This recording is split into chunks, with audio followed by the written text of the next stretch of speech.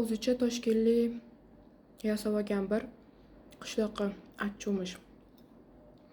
Mana shunaqa kommentariyalar meni rosa kuldiradi. Siz shunaqa deb yozib qishloqliklarni haqorat qilyapsizmi yoki qishloqliklarga kompliment etyapsizmi? Qaysi biri? Birinchidan, men qishloqlik emasman. Lekin bu deganim, men hech qachon qishloqlik shaharlikka ajratmaganman. O'zim shahardanman, shaharlikman. Lekin hech qachon bu qishloqdan, bu qishloqi yoki men bu viloyatdan yoki anaqa viloyatdan, bunaqa viloyatdan deb gapirmaganman. Toshkent shevasida gapirayotgan bo'lsam, Toshkent shevasida gapirayotgan har bitta inson toshkentlik emas. Bu degani men ham toshkentlik emasman. Men hech qachon hech qayerda aytmaganman toshkentlikman deb. Har doim aytaman, Qarshidanman. Qarshi shahar. Bilmasangiz bilib oling. Qarshi qishloq emas, Qarshi shahar.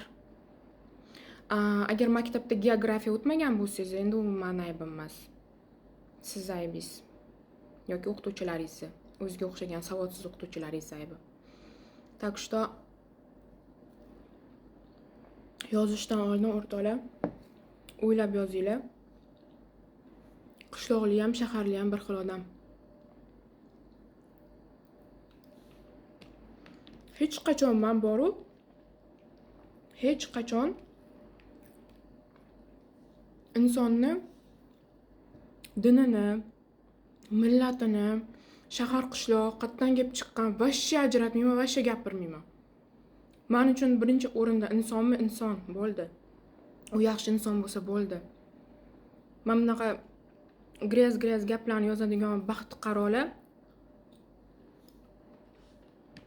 o'zini yog'ida o'zi qovurilib o'lib ketadi bir kun.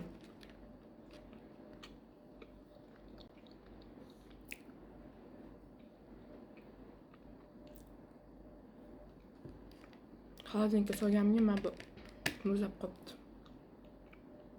Bunisi yumshoq.